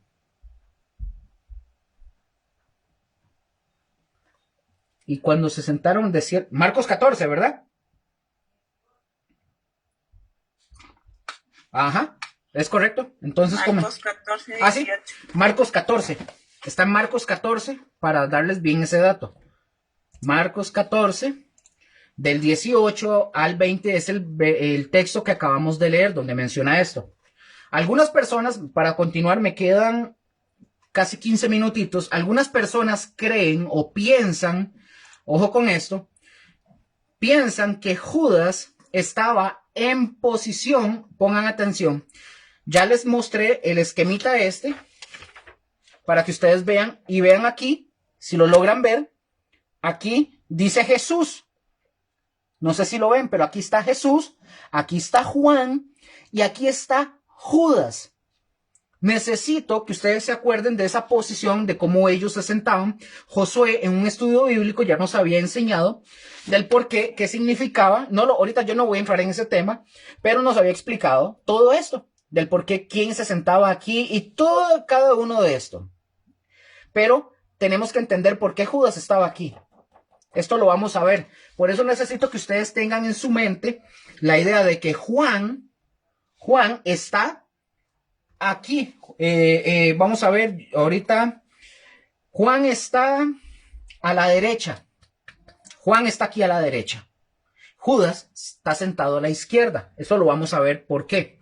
Entonces vuelvo y repito. Algunas personas piensan que Judas estaba en posición de mojar el pan al mismo tiempo con Jesús en el plato y que por eso fue señalado como el traidor. Pero aquí viene el detalle. Pero esto es difícil, esto difícilmente pudo ser así. ¿Por qué, Luker? Ya que los otros discípulos, lo que estábamos hablando, los otros discípulos no descubrieron quién era el traidor por las palabras de Jesús. No lo descubrieron, ya que todos habían estado comiendo del mismo plato grande, y las palabras de Jesús son: el que moja conmigo en el plato. Es decir, no se identifica a ninguno de ellos. No se identifica. No se identifica ninguno de ellos. Porque todos ellos, pongan atención, porque todos ellos, al igual que Jesús, habían estado mojando el pan en la sopa con Jesús. Jesús solo les informaba que uno de ellos que comía con él vendría a ser el traidor. Entonces Jesús, al dar la sopa a Judas, él lo hacía con cierta costumbre, como lo acabamos de leer, una costumbre oriental que todavía al día de hoy se observa en los tiempos modernos. Juan cuando habla de este hecho, veamos lo que dice Juan 13. Juan 13, versículo 25 y 26 dice: él entonces, recostado cerca del pecho de Jesús. ¿Quién estaba recostado cerca del pecho de Jesús? ¿Quién está escribiendo? Juan. Juan, otra vez. ¿Juan dónde está? En el lado derecho. Lo acabamos de ver en el esquemita, en el dibujito, ¿verdad? Él, entonces, recostado cerca del pecho de Jesús, le dijo, ojo, Señor, Juan le está preguntando a Jesús, ¿quién es? Versículo 26. Respondió Jesús, a quien yo diere el pan mojado, aquel es. Y mojando el pan lo dio a Judas Iscariote, hijo de Simón. Pongan atención, el significado de lo que Cristo hizo entonces era, ciertamente, tender su mano y amistad al mismo tiempo que al que iba a traicionarlo. Él se ha descrito, ojo, él se ha descrito como si Cristo dijera al traidor, como que si fuera a decir esto. Esto es un ejemplo como que se dijera, Judas, mi discípulo, te tengo piedad infinita. Te has probado ser falso. Tú has desertado de mi corazón, pero no te trataré como mi enemigo, porque no he venido a destruir, sino a cumplir. Aquí está mi sopa de amistad, y lo que haces, hazlo pronto. Es como que si Jesús le estuviera diciendo eso. Vean que Juan le pregunta quién es, y él dice, al que moja, pero todos mojan el pan ahí.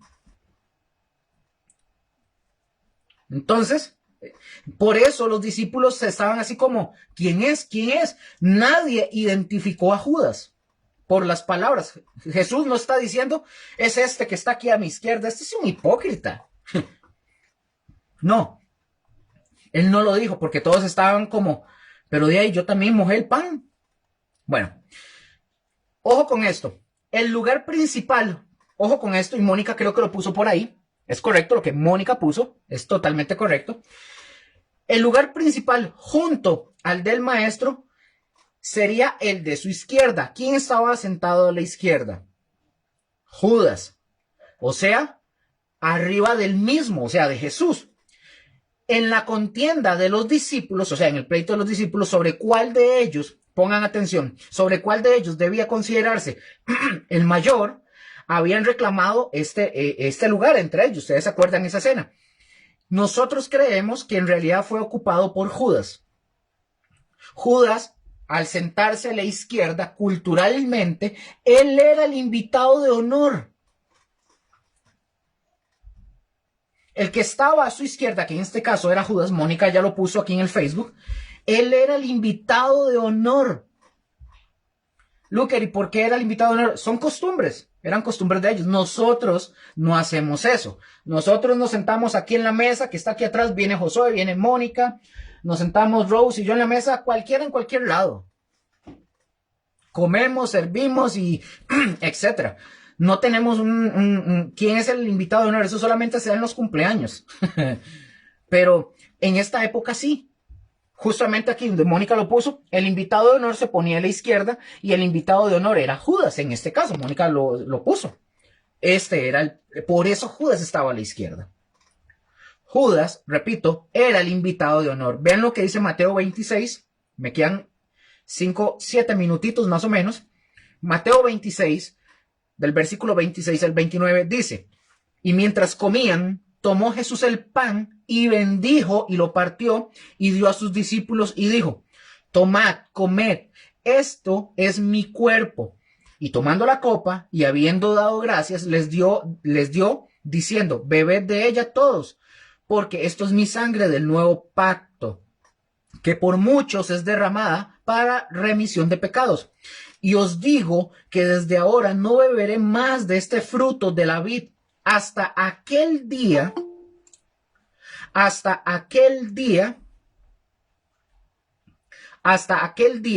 en que lo beba de nuevo con vosotros en el reino de mi Padre.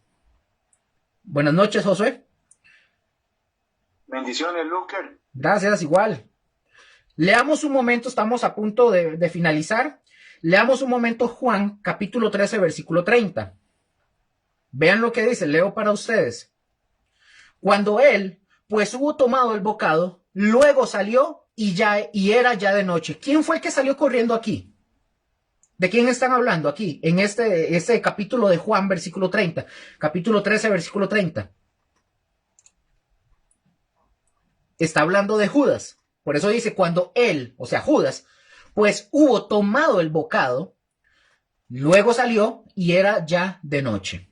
Aquí en Juan, mis hermanos, en Juan 13:30 nosotros vemos que tan pronto como Judas recibió el pedazo de pan, ya veníamos leyendo lo que sucedió y todo ese asunto, ya vimos que Judas era el invitado de honor, el que estaba a la derecha era Juan, que estaba recostado al pecho de Jesús, etcétera. Entonces, vemos que tan pronto como Judas recibió el pedazo de pan, ¿qué hizo? Se fue. Y era de noche. Por eso nosotros podríamos llegar a concluir, pongan atención con esto, vean qué interesante, podríamos nosotros llegar a concluir que Judas, él al irse, él no estaba presente cuando fue instituida la cena del Señor. Aunque quiero decir algo, hay una considerable cantidad de gente que está en desacuerdo acerca de este punto. Yo creo que Judas no estuvo cuando se instituyó la cena. Pero eso no es algo relevante, nada más es algo que puede quedar ahí en la discusión, por así decirlo. Ahora, como dato adicional, para poder terminar con esto, voy a ver si lo puedo lograr terminarlo con esto. Como dato adicional para todos ustedes y para todos nosotros, en realidad. Recuerden esto, la conmemoración central de la Pascua se lleva a cabo esencialmente en el marco familiar. Se trata, ojo con esto, se trata de una cena ritual que se denomina seder. Seder, con S, no con C, seder. Este significado, cuyo significado es orden, esta palabra seder, el hebreo es orden, ya que cada uno de los rituales debe de realizarse en una secuencia predeterminada que no puede ser alterada.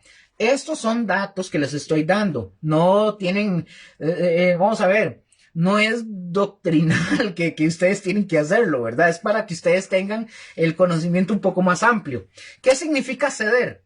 Significa orden, es la comida ritual que es la pieza central de las celebraciones de la Pascua. Incorpora alimentos que representan elementos de la historia, las hierbas amargas, a menudo, por ejemplo, la lechuga y el rábano picante, representan la amargura de la esclavitud. Un hueso de jarrete asado conmemora el sacrificio del cordero. Un ejemplo, sigo con esto. Estos, repito, estos son datos adicionales. Estos son los 5 preceptos que siguen en la noche del seder. O sea, estos son los 5. Leo para ustedes. Número 1, ¿qué hacen ellos en esa noche? ¿Qué hacen los hebreos o los israelitas en esta noche de lo que es esta cena ritual, seder? Número 1, relatar la salida de Egipto. ¿Dónde relatan la salida de Egipto? Viene en el Éxodo. Ellos comienzan a leer y la relatan. Número 2, comer el matzá. Ya nosotros vimos que es el matzá, ¿se acuerdan? Lo vimos en el estudio pasado. El matzá, que significa el pan ácimo o el pan sin levadura. Pan sin levadura. Número 3, comer maror. O sea, hierbas amargas. Número 4, beber las 4 copas de vino. Número 5, comer el sacrificio pascual como en los tiempos del templo de Jerusalén. Sigo con estos ejemplos, nada más son datos adicionales. En el relato de la salida de Egipto se lee esta es una palabra difícil, ¿verdad? Porque yo no sé hebreo, pero se lee de la Haggadah.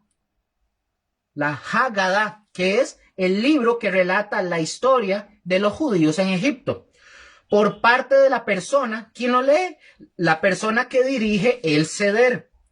La matzá o el pan sin levadura o el pan ácimo simboliza el pan que comieron los hebreos durante su trayecto a la tierra de Israel, durante el cual no había tiempo de dejar leudar la masa. El maror es la hierba amarga que recuerda la amargura de la esclavitud. Ahora, para ir finalizando, las 4 copas. Vean qué interesante esto. Esto es un tema que hacen ellos como rituales, ¿verdad? Como nosotros los ticos tenemos costumbres que tal vez para otras personas sean extrañas. Estas son costumbres de ellos. Ojo, Las 4 copas de vino corresponden, pongan atención, corresponden a cada una de las 4 formas de la liberación. Los sacaré, los salvaré, los redimiré y los tomaré. ¿De dónde toman ellos eso? Éxodo 6, si lo tienen ahí lo pueden ver. Éxodo 6, versículos del 6 al 8. Vean lo que dice. Leo para ustedes, para ir finalizando. Dice, por tanto, recuerden que son 4 copas, ¿verdad? Por tanto dirás a los hijos de Israel, yo soy Jehová. ¿Y yo qué?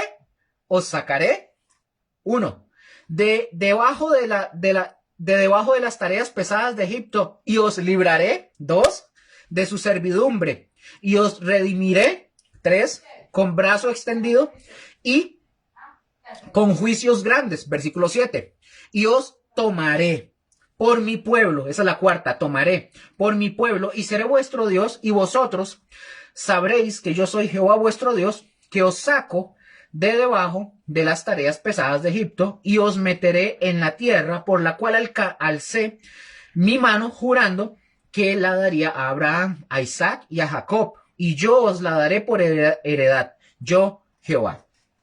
Voy a terminar aquí con esto. Solo voy a leer donde quedamos ahorita, en Mateo 26, del 26 al 29, para la siguiente semana continuar con esto. Vamos a leer qué dice Mateo 26, 29 y finalizamos con esta parte del día de hoy. Dice, y mientras comían, aquí estaban celebrando, recordemos la última cena, ¿verdad? El Señor con sus discípulos.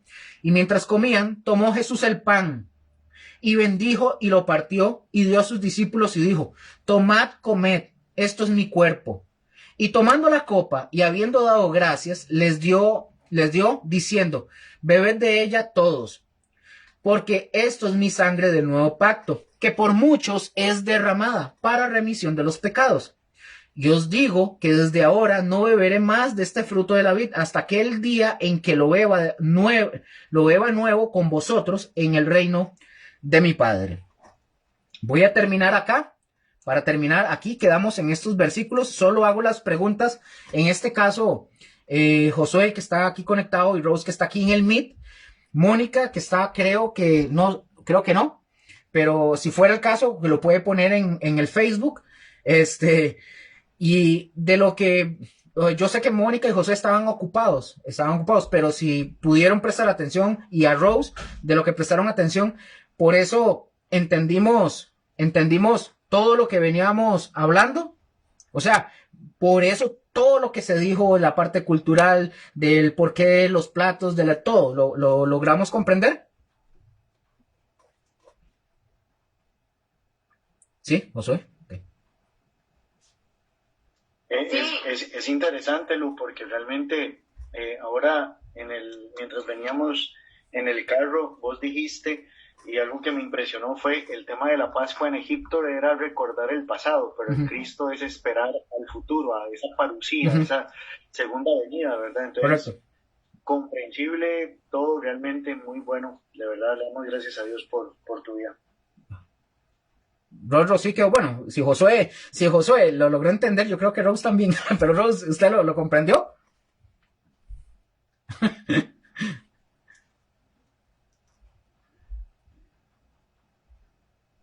Sí, creo que sí.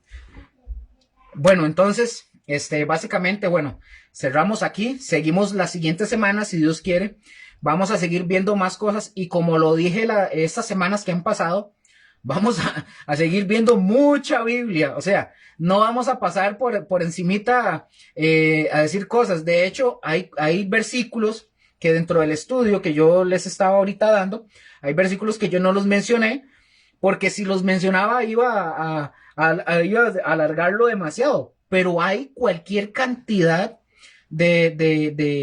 o sea, de respaldo para todo lo que hemos venido viendo, porque tiene que haber respaldo bíblico, pero también tiene que haber el respaldo, evidentemente, ¿verdad? Con esto, yo por eso quería explicarles con el tema del por qué los discípulos, si alguien me pregunta a mí, cualquiera de ustedes me dice, pero ¿por qué los discípulos no entendieron quién era el traidor? Claro, es que hay una cuestión cultural, y todos habían metido el pan en la sopa. Sí. Recordemos, bueno, dentro de todo eso, ahora que hablabas de la mesa, ¿verdad? Que estaba en forma de U, en forma Ajá. de C, recordemos que el más agresivo de los discípulos era Pedro. Ajá. Y Pedro, de hecho, en esta parte es donde Jesús después le lava los pies a los discípulos y Ujú. Pedro casi siempre se sentaba al puro final, porque el que estaba enfrente a Jesús, pero que no podía escuchar lo que Jesús decía, era el que servía a todo el mundo, ¿verdad? Ajá. Entonces Pedro, yo le decía a Mónica, qué interesante, si Pedro hubiera escuchado que Judas iba a ser el traidor, y le vuela la jupa, ¿verdad? Y ahí tendría que volver y le tendría a Jesús que sacar otra vez del tronco, ¿verdad? Una cabeza nueva, ¿verdad? Porque Pedro, así como le corta la oreja a un centurión porque se iba a llevar a Jesús, Pedro, si hubiera escuchado que era Judas y si hubiera sido y estaba a la par como Juan, ¿verdad? Pedro hubiera reaccionado diferente, pero como Pedro era el último, ¿verdad? Y por eso es que después le dice, cuando está lavando los pies, le dice, no, maestro, yo soy el que tengo que lavar los Ajá. pies porque por eso me senté aquí al final, Ajá. ¿verdad? Y me fascina mucho porque haces una homología entre el Antiguo Testamento y el Nuevo Testamento en Cristo. Entonces eso nos ayuda mucho a entender que el Antiguo Testamento está hablando de Jesús, igual Correcto. que el Nuevo, ¿verdad? Ujú. Pero en el Nuevo ya vemos a Jesús, en el Ajá. Antiguo Testamento no, es una sombra de Cristo, ¿verdad? Pero muy bueno, muy bueno. Perfecto, sí, sí, y esa es la idea, poder ver eso que dijo Josué, y es que definitivamente el Antiguo Testamento nos estaba mostrando, nos muestra, de hecho, nos muestra a Jesús en todo, y ya al venir Jesús, al hacerse hombre, carne, cumplir con todo, Él cumple con todo. De hecho, no, lo mencioné la semana pasada, creo, y fue que y lo digo con respeto porque hay muchos que tenemos amigos que se han metido en este rollo, que siguen practicando cosas culturales y rituales, ¿verdad? Que ya no tienen, un número uno, no calzan porque no son hebreos o israelitas. No calzan por eso, no calzan porque no son israelitas, empezando por ahí. Esa es una. Y la otra, porque tampoco, si fuera el caso, no las tenemos que celebrar porque ya Cristo cumplió todo. O sea, en Él se cumplió todo lo que el Antiguo Testamento nos decía de los sacrificios, de los rituales, de las ceremonias, de las fiestas y de todo, que era sombra, que era lo que querían reflejar a Cristo. La sombra era solamente un reflejo. Ya Cristo es el verdadero, ya vino y cumplió todo y ahí acabó. Entonces, eso es y... Ajá. Diga. De hecho, perdón, No, diga. quería mencionar algo, pero ok, pues el tema se presta para eso. Es interesante porque de todos los rituales que hizo Cristo, el único que se repite, ¿verdad? Actualmente es la Santa Cena. Ujú. Fuera de ahí, otro ritual no se repite. Y hay gente que tal vez no se ha puesto a preguntar o se pregunta que por qué lavarle los pies no es un ritual que practique la iglesia. Y es porque de acuerdo al dogma que tiene la iglesia o a la doctrina de la iglesia, ¿verdad? La iglesia repite las actividades que repetieron la iglesia primitiva. Y la única actividad que repetía la iglesia primitiva era la Santa Cena. Uh-huh. La iglesia primitiva no participó ni de las fiestas, ni de lo que era lavar los pies, pero sí repetidamente era la Santa Cena. Y es por eso dice Cristo Jesús, que es la única actividad donde conmemoramos su memoria, uh-huh, donde recordamos su nombre, donde recordamos su sacrificio, uh-huh, y a diferencia de los demás rituales que obviamente en Cristo ya se cumplen, pero la Santa Cena, eso que decís vos, es el único ritual, si podemos decirlo ritual o actividad ecuménica que nosotros hacemos, pero es por un tema de que era lo permitido, era dentro de la iglesia primitiva era lo que se permitía, uh-huh, porque después Pablo le dice a la iglesia en Corinto y a las demás iglesias que ni la circuncisión ni las demás festividades eran permitidas porque ya en Cristo ya estaba todo, uh-huh, ¿verdad? Entonces, esto que decís vos, de verdad, muy bueno, y recordar que la Santa Cena, de todos los rituales, de todas las actividades, es la única que se nos permite. Mucha gente lo hace los primeros domingos, o el primer culto del mes, ¿verdad? Uh-huh. Pero es importante entender que cuando Cristo dice, haz esto en memoria mía, está llamándonos a hacerlo todos los días. Si fuera el caso, si fuera el caso. Todos los días en la casa, todos los días en la familia, todos los días en el trabajo, pero nosotros lo hacemos como iglesia, ¿verdad? Pues pueden ser todos los domingos, sí, pero siempre respetando de que es algo simbólico. Correcto. No es que Cristo como cuerpo está ahí en el pan, ¿verdad? Es algo simbólico que nos une más como iglesia. Perfecto. Entonces, así, chiquillos, la siguiente semana, eso, con esto, quedamos en esto. Reitero, para aquellos que no, el tema de hoy, todo lo que vimos hoy puede ser muy complejo para algunas personas. Mi recomendación es: vayan atrás y vean lo que hemos venido viendo en el estudio bíblico, porque si no va a ser muy complejo que entiendan lo que hoy vimos. Tienen que verlo. Porque si no van a decir, pero ¿qué es esto? ¿Qué? No van a comprenderlo. Por eso dije, lo que estamos viendo ahorita y más adelante es una mezcla de parte histórica, cultural, pero también la parte espiritual. Entonces, que todos aquellos que siguen esto, vayan atrás y veanlo si no lo han visto, para que lo puedan comprender, si no van a quedarse botados. Y bueno, vimos lo importante ya de todo esto, y ya que Josué abrió el micrófono, lo voy a invitar a que cierre en oración, por favor. Aprovechando. Amén. Les leo Salmo 91. ¿Sí? Señor, tú nos has sido refugio de generación en generación. Antes que nacieran los montes y formase la tierra y el mundo, desde el siglo y hasta el siglo tú eres Dios. Señor, gracias por esta noche, gracias por tu misericordia. Hoy honramos, Señor, el recuerdo de Cristo en la cruz, Señor, y lo vivimos en nuestra carne también, Señor, a través de tu palabra, a través del Espíritu Santo.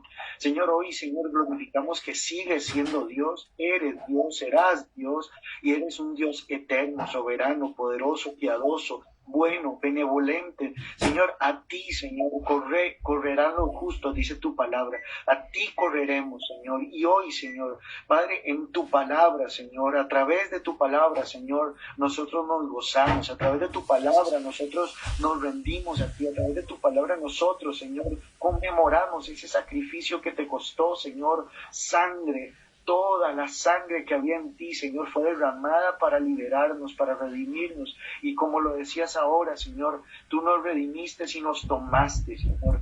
Gracias por ese sacrificio, gracias por ese plan perfecto que tuviste con cada uno de nosotros, Señor. Que en su momento nosotros no entendíamos y no entendemos por qué pasan las cosas. Tú sí la entiendes, tú sí lo sabes, Señor. Tú eres un Dios que es estratégico, todo lo planificas. Tú eres un Dios que planifica cada parte, cada paso de tus hijos, de tu iglesia, de tu cuerpo.